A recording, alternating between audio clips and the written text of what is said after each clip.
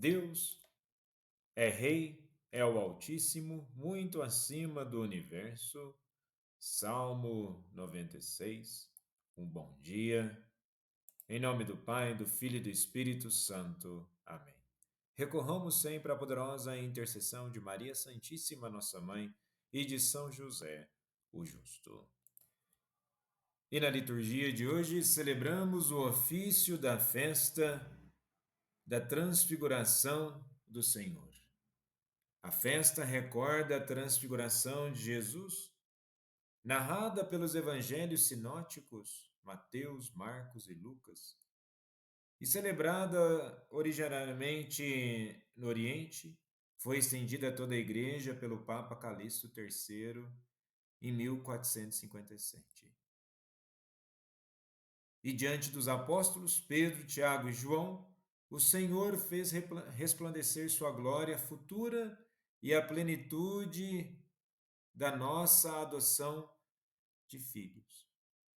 E para entendermos ou refletirmos um pouco melhor acerca da transfiguração, é importante voltarmos lá no Antigo Testamento, na primeira leitura de hoje da profecia de Daniel, no capítulo 7, dos versículos 9 ao 10 e versículos 13 ao 14. Nós temos aqui a visão do trono, o antigo de dias e a corte celeste. E o profeta Daniel nos transporta a uma cena cósmica e majestosa. Colocaram-se tronos e um ancião tomou o lugar. Sua veste era branca como a neve, conforme está no versículo 9. A imagem do antigo de dias evoca o Deus eterno, soberano, juiz justo. Ele está rodeado por milhares e milhares de servos, num tribunal onde os livros são abertos. Trata-se da liturgia do juízo, a revelação do plano eterno de Deus. Aqui, Daniel antecipa não apenas o fim dos reinos humanos, mas a entronização de um novo rei, um filho do homem vindo sobre as nuvens, a quem são entregues domínio, glória e realeza, conforme está nos versículos 13 e 14. Esta é a teofania escatológica, mas também uma profecia messiânica. O reino será dado a um como nós, mas divino, semelhante aos homens, mas vindo das alturas. Lembrando que a palavra teofania é exatamente a manifestação, a apresentação de Deus. Escatológica das dimensões de coisas futuras, que já iniciam agora no aspecto de salvação, da manifestação da glória de Deus, mas que se revelarão ainda em tempos futuros. E toda essa imagem, essa cena cósmica e majestosa, manifestando a grandeza de Deus, tem profunda relação com o evangelho de hoje, em Lucas 9, dos versículos 28 ao 36, onde naquele tempo Jesus levou consigo Pedro, João e Tiago e subiu à montanha para rezar.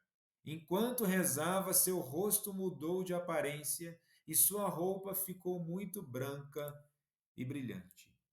E aqui é interessante analisar os termos gregos aos quais foram escritos exatamente essa leitura ao falar de que seu rosto mudou.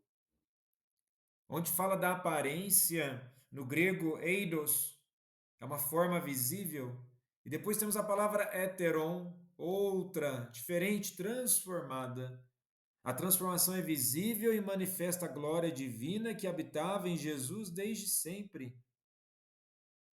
E temos aqui um termo interessante, leucos extratrapon, branca e resplandecente como um relâmpago, expressão que remete à presença divina no Antigo Testamento, conforme nós temos em Ezequiel 1 e no próprio livro de Daniel, no capítulo 7, versículo 9.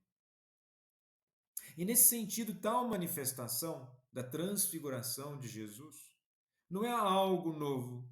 Vejamos bem que, se no Evangelho de ontem, Jesus, ele manifesta a sua soberania de poder em que sentido? Ele caminha sobre as águas, certo? Se ele caminha sobre as águas, ali ele já manifesta a sua soberania, a sua forma diferente de ser. Mas aqui trata-se não apenas de uma manifestação, mas para consolidar aquilo e quem ele era. Vejamos que foi preciso subir a montanha. E quando indica montanha no Antigo Testamento ou nas próprias Escrituras, é a parte de que vai se aproximando de Deus uma revelação. Mas depois eles descem. Evidentemente, eles não ficam presos à revelação divina. Os discípulos, eles descem para o lugar do encontro da vida no dia a dia. Então, a transfiguração, ela traz essa novidade luminosa, é uma revelação da identidade gloriosa de Jesus, vindo que também nós temos os elementos proféticos, e com esse aspecto dessa luminosidade, remete diretamente à presença divina no Êxodo, quando Deus guiava seu povo pelo deserto. E a voz que sai da nuvem retoma o batismo no Jordão.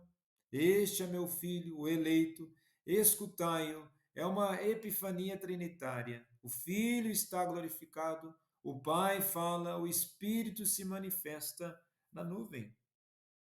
Pedro queria construir tendas, fixar a glória, mas Jesus os conduz de volta ao caminho da cruz.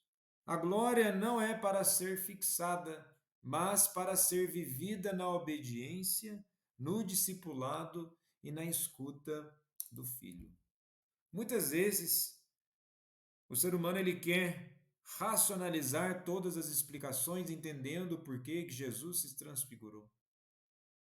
Na verdade, essa manifestação, ela vai expressar tudo aquilo que Jesus já é. Ou seja, ele realiza todos os milagres, ele manifesta sim ser Deus, mas aqui com a transfiguração, ele aponta de que a glória de nada adianta se não houver o compromisso da obediência do Filho. E se pararmos para pensar, é possível aplicar essa dimensão da transfiguração para o cotidiano? Sim. No tempo em que vivemos, repleto de ruídos, superficialidades e falsas glórias, este Evangelho nos convida a subir o monte com Jesus. Ele nos quer contemplativos na oração, firmes na escuta da palavra e corajosos para descer e assumir a missão. A transfiguração não é um espetáculo reduzido, mas um sinal antecipado da ressurreição. Se ele transfigura, se ele pode fazer tudo o que ele faz, certamente há o poder da ressurreição. E uma promessa de que também nós seremos transformados se seguimos o Cordeiro. Na montanha a glória, na planície a cruz. Mas os que escutam o Filho do Homem, como nos diz Daniel, receberão o reino que jamais será destruído. Então, essa é a dimensão, né, de uma ascese, de uma elevação da nossa alma.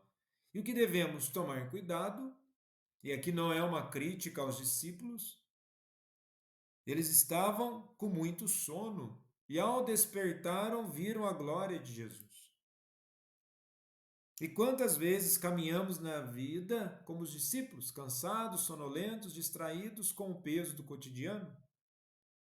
Somos chamados então a subir o monte com o Senhor, mas não é fácil deixar o vale dos compromissos, das angústias, das dúvidas. Contudo, é no silêncio da oração, mesmo que cansados, que Deus quer nos tocar com sua luz, transformar a nossa mentalidade e a nossa visão perante a vida para que vivamos de forma transfigurada. Jesus, manso e humilde de coração, fazei nosso coração semelhante ao vosso.